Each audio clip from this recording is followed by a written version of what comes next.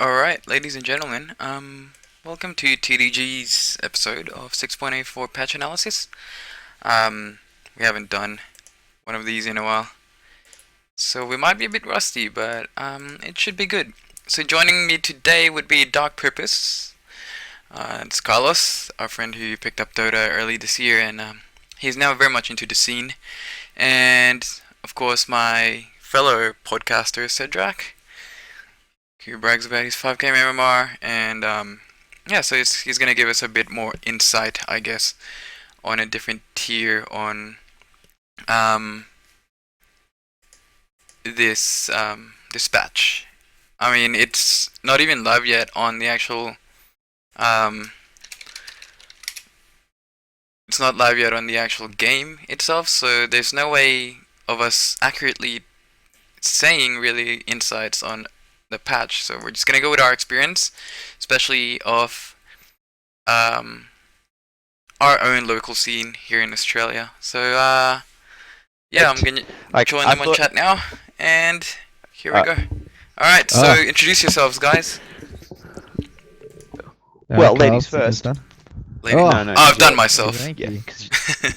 Oh, you have? Oh, I didn't hear that. Oh, well, yeah, I'm Cedric, guys. My game tag is Cedric, so nothing too fancy. It is spelled with a 4. Like, don't take it conventionally. Like, there's a 4 in there, people. Yeah. The badass way of typing it. Just been playing Dota for a long time. I'm probably like the 5k player here, so at least I'll know a few things, but not everything. I did mention that. Just casually listen to him. Casually, just drop that. Oh, by the way, people, I'm just a 5k player. So, I mentioned that on the intro. I was like, join us today's Dark Purpose, who's picked up the game this year and very much into the scene, and Cedric, who just casually brags about his 5k MMR. That's literally how I introduced it.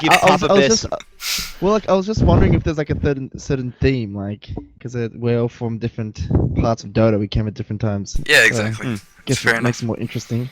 Yeah. Alright, well, I'll introduce myself then. That's as good a window as any. Hey, I am Dark Porpoise.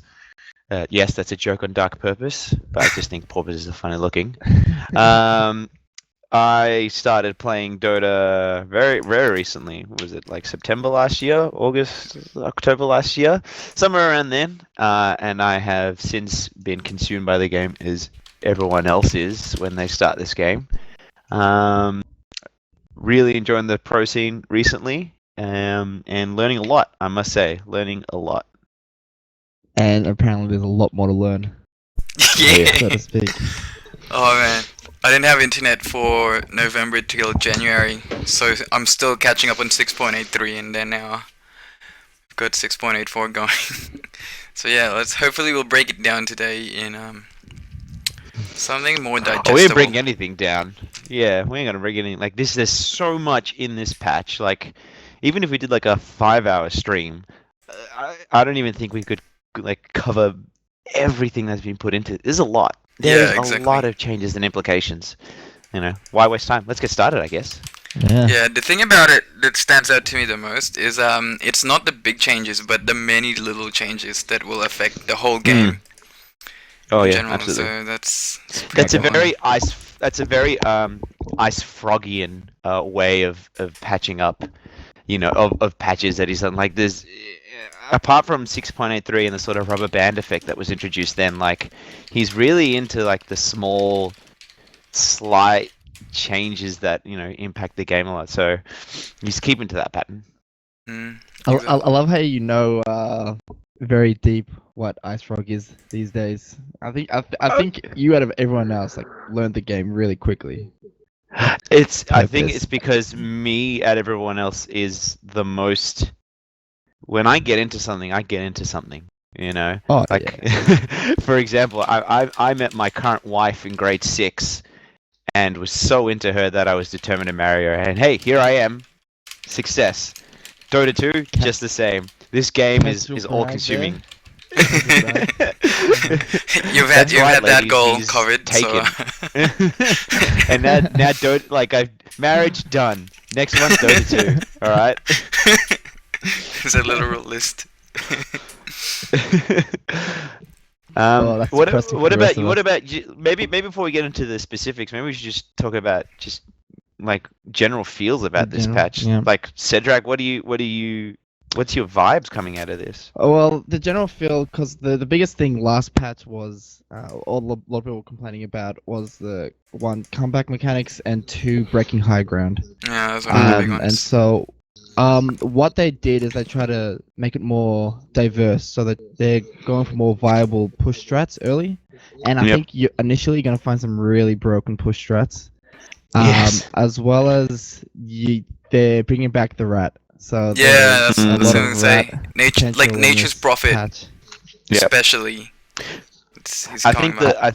I think that might be a knee-jerk reaction from, because when they did the 6.83 update, you know, they nerfed the push strat, particularly for the illusion heroes, you know, with that illusion damage reduction, so that you couldn't have your CK push, you couldn't have your PL push. And I think that's still intact, but I think they underestimated how much that would kill the push, and you know, I think, and how much longer it would extend games. Yeah. But like, mind you, like, it was such a hard one to balance because coming into TI4, everyone's winning by 20 minutes. Like, the Chinese had mastered the push strat to the point that you're winning by 20 minutes and you couldn't do anything. You can throw dead bodies at the enemy and nothing would happen. Nothing would happen. Like, you just keep sending it until you lose. And it got really frustrating. So I guess now you have a lot more. I think this patch is just a lot more options. There's going to be a lot more viable heroes.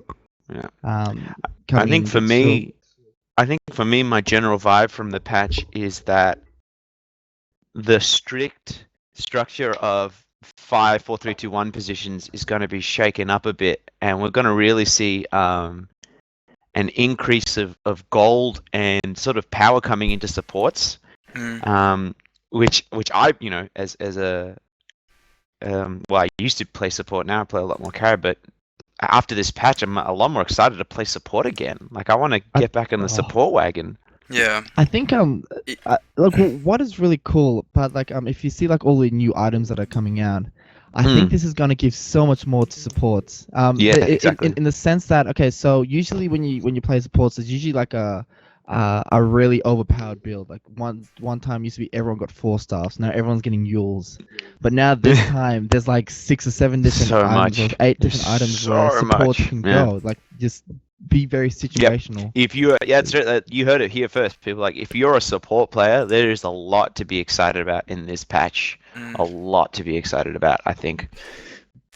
Yeah, Trez, like, what about even in you? 6.83, What's your feels? 6.83 supports were empowered already. Like, before that, it's always like, oh, supports get no farm at all. They get nothing, and they're just there to protect the carry. Yep. And that was it. But now it's all about like supports that scale well into the game, and with like the new itemizations and stuff like that. That's awesome.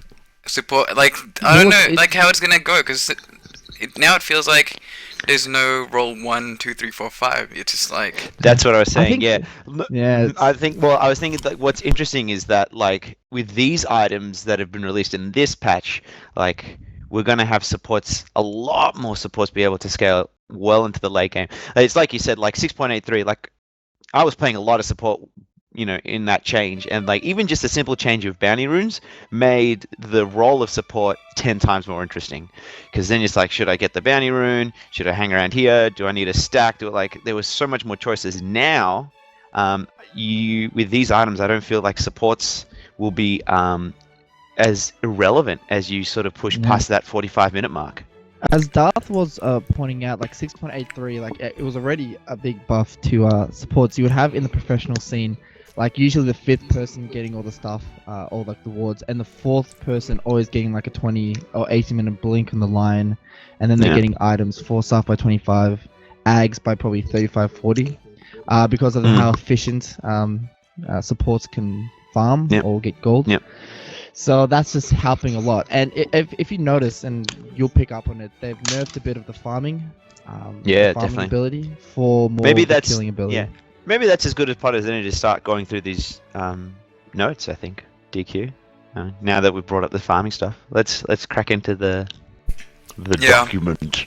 Yeah, that's the thing. Like, it feel like farming creeps is definitely nerfed, but farming heroes, it's buffed.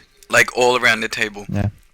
But There at the was same a time, with the new additions that they've got, it's like they're gearing everyone for late game. So it'd be really interesting as to how it would affect gameplay. Whether it like it's gonna, I think it's gonna be like either super quick, like end in 30 minutes or something, or Mhm. it's gonna be like 60 minutes, but it'd still be interesting because like what's happening now is if you have a like a full 60-minute game or something, it gets boring because everyone's got their farm, everyone's got their items. Like there's really nothing else you can Yeah. do. Like it's down to that little There was clutch a- moment. Yeah, But there was an interesting yeah. point. If you look at the second part of the general, like you know how like all the bounties been reduced, especially Yep. the jungle. There was a point I think Syndron made, which is you're buffing all these heroes every patch, like small amounts, to the point that Mm. creeps are relatively weaker, so they're easier to kill, so you get more Yep. gold and you can farm more. So they're trying to counterbalance that by making it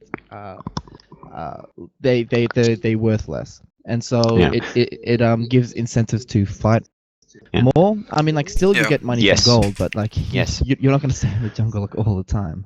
Well, I think that's for Yeah. me. That's the big difference with all this gold changing. I think that's the big one for me is that IceFrog's trying to encourage people away from static farming and more into the fights. Yeah.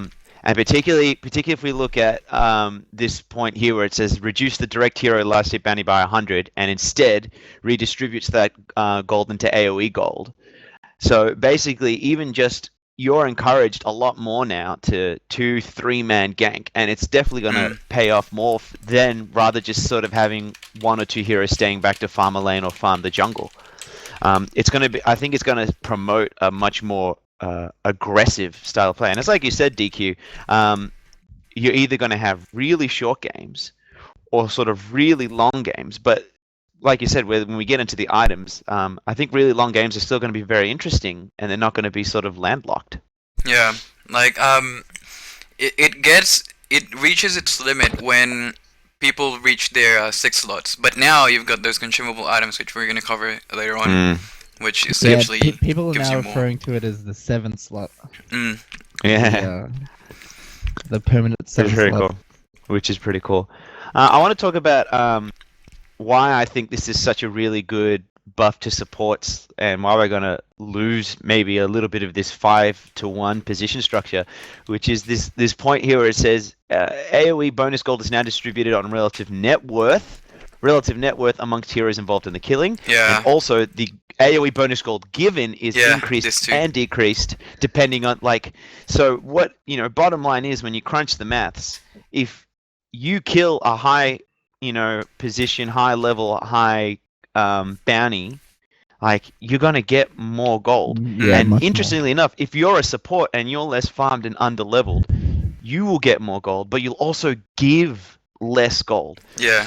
So these supports are gonna get more gold and sacrifice less gold, which I think is very interesting. So again, it's gonna really mess with the sort of structure that we've been used to. Yeah. The oh man, The the pause 1 to 5 capitalists are thing. gonna get so mad. Like this is like it's a very like socialist, like in terms of if you're trying to understand it, like a very socialist thing where you're trying to balance out like who gets what Mm. in terms of Distribution of network. wealth. So those yeah, Yeah. so those who have less will get more, and those who have more will get less in terms of Yep. what they do, which is Yeah, and if you're like a squishy CM Really with cool. no farm, the enemies won't farm gold from you anymore because they'd barely get anything. They would get trust me, nothing. CM's been buffed a lot in items. And, Yeah, I can't wait. Yeah, I I can't wait. haven't looked at it. she's a- Any other points in the general game stuff that The that buyback one's interest pretty you? big as well. Because Yeah, that's a big one. Paul, do you remember when they included that buyback penalty where you can't get gold anymore after you bought back? Because back then it wasn't like that. Yes, they introduced it for a reason because what they wanted to do is that you'll buy back, and they didn't want you just to go farm around. Yeah, And because just, that's like, how it was in and get beta. I goals. remember. What they wanted you to be in Mm. the fight, and they wanted you Yeah. to. But the problem that happened was that it made high ground defenses, and because of the comeback mechanics, made it so Yeah. hard to break high ground. Because you'll buy back on something that's $2,000, and if you get 2 or 3 kills, you might get 2.5k gold back. Yeah. So it's so worth it, and it's just incentive to delay the game so much more longer than it needs to. Now, I think. what that Oh, yeah, go for it. no, yeah. Oh, well, like, I think we're going to talk about the same point here. Is with such more of an incentive now to actually do buyback, I think you're going to see a lot more buybacks, because for now I feel like buybacks you save up as like your last big fight. You only see buybacks come out when they're pushing that high ground. Sometimes you'll see it when there's a Roche fight going on or anything like that. But for the most part, it's like, this is my last card. Now with a 60% farm, I think you're going to see it more often. I actually think that's going to make pushing high ground easier, because it's much more likely to be pushing into a high ground where teams have already used their buybacks, just because it's not like a all or nothing kind of thing. Yeah, exactly. Yeah, that's actually what I wrote down as well. That it's gonna encourage more buybacks throughout the game as opposed to like the very last bit. But at the same time, it like I don't know if it's a buff or a nerf, because for example, it's not like the very end game yet, but they're pushing high ground, and then you buy back to get like a high bounty kill. Yeah, that's. But instead that's of getting like the essentially the high bounty, you're just only getting 60% of that. So it's kind of like a Yeah, nerf well, like, as well. Yeah, well, like in the most case, it's a nerf, because like the initially it was broken because you're getting so much gold from kills by the high ground defense, and then that's it. You know, like you get awesome items from that. Now, what it means is that you won't get the money back if you buy back. You have to buy back for the pure reason that you want to win the fight. You want to help your team. Yeah. But it's also a buff in the sense that if you buy back and the team backs off, you're like, well, crap. You know, like I'm gonna get no gold for this. You can at least farm a bit and get some gold. That's true. No, it's a good medium. It's a good middle ground. That's why I think. Bottom line is, I think it's a better deal to buy back in other circumstances rather than just the final fight. Yeah, exactly. Yeah. And then no, go on. Well, You're saying? Yeah, just quickly, tier 2 and tier 3 towers are reduced by 3, so they're making high ground pushes much more easier to siege. Yeah. After they buff them up so much. It's more than you think. It's more than you think, especially with the reduced cooldown of Desolator. So well, it's crazy too, because these racks bounties, these party bounties are insane. If you take out 2 barracks, that's everyone in your team getting 500 gold. That's a 2.5k gold swing for pushing 2 sets of racks. And it's good. Like it gives incentives to push up the high ground. Like, so like if you push it and you succeed, you get the money. And so it's not like what it used to be, where like people were so afraid to go up high ground because of one big mistake, and you know, like you can really turn into they'll just farm until you're like 20 to 30k ahead, and they kind of push. No, exactly.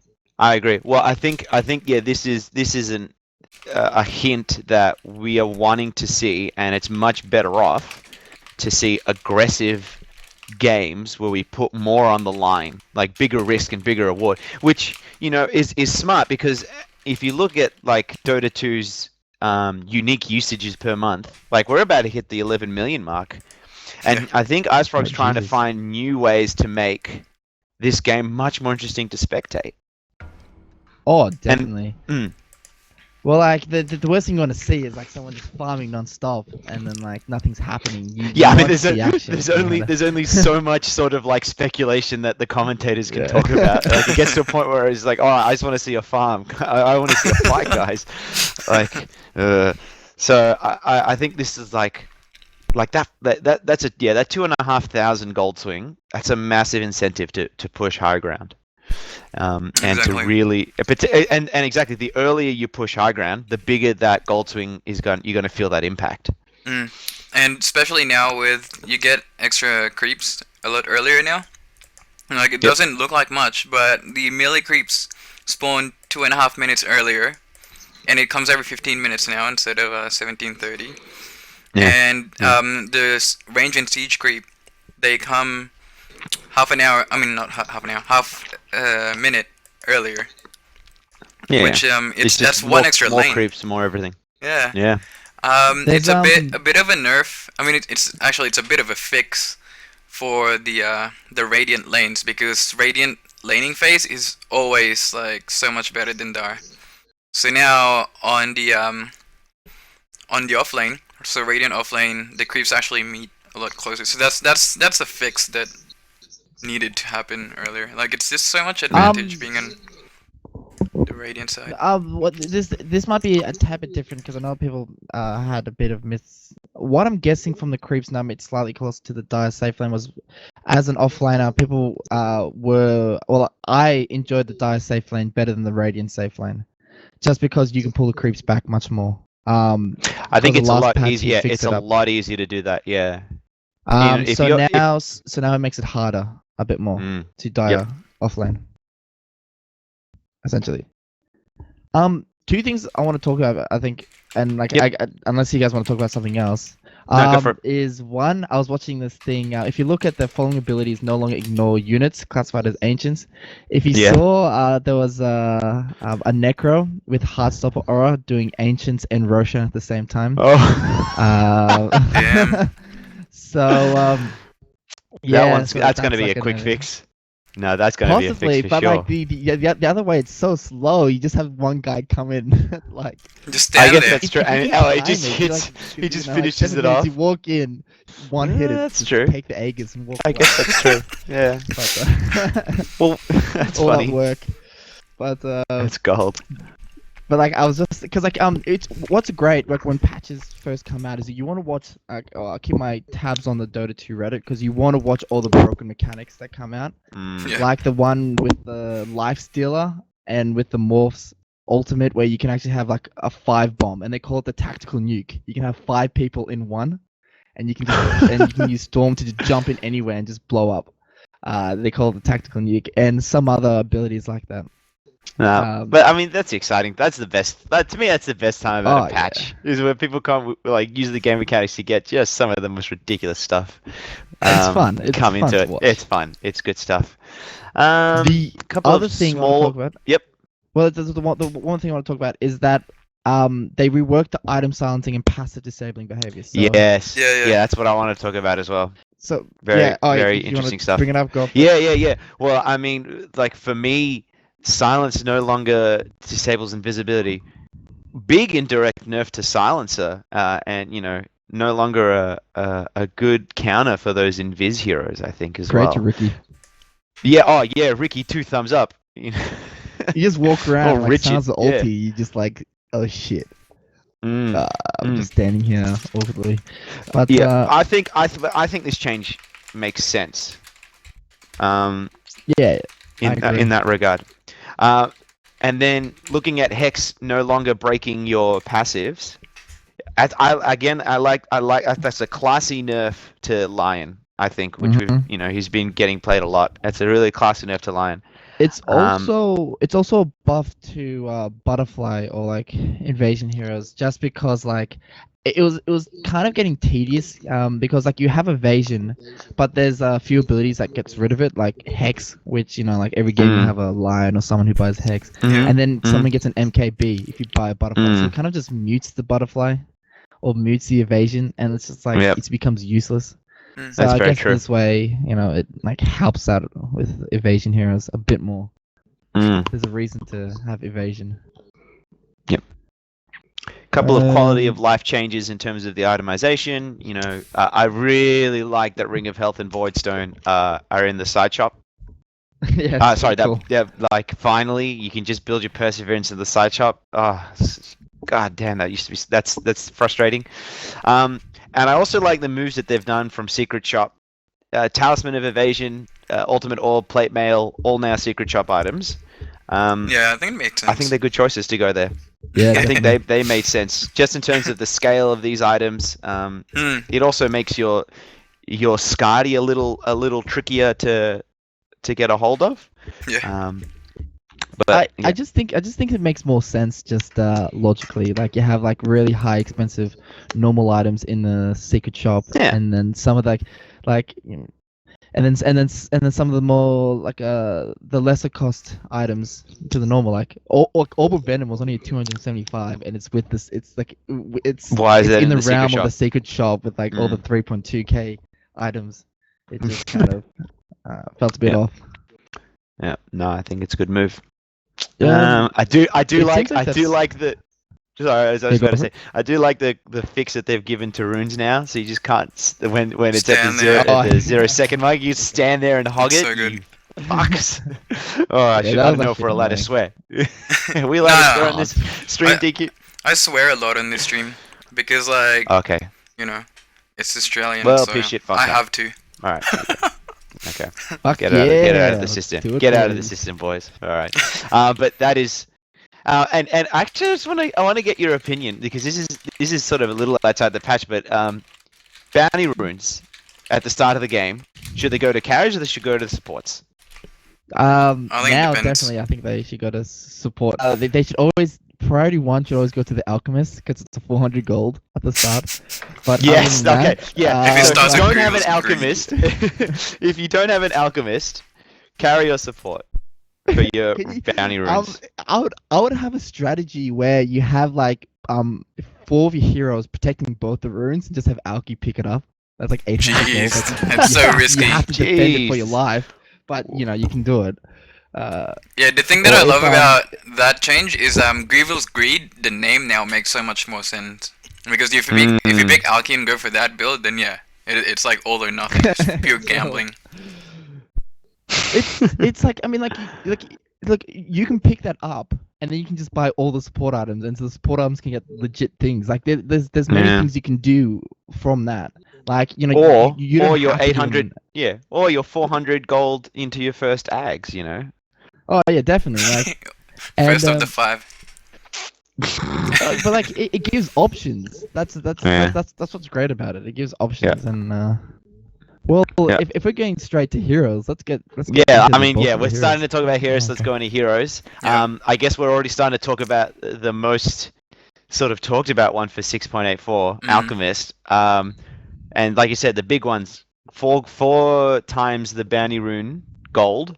That's Mhm. pretty good. That's pretty good. Do you think we'll be seeing, even with the jungle nerf, do you think we'll be seeing jungle alchemist as a legitimate thing now with this? It's so tough. It's so tough. I think maybe not. Just because you still have an alchemist running around and he's just not as strong as a hero. He's just generally weak. So like Yeah. you have 4 other strong heroes and then an alchemist, and then you know like he's slaving away, getting your ags. Yeah, He's it's just literally there, set like, he's an not eggs doing factory. much. I'm curious to start learning alchemist. Like I said, I want to get back on this support bandwagon. This is like the ultimate support because it's like a greedy hero, right? But it's like greedy for everyone.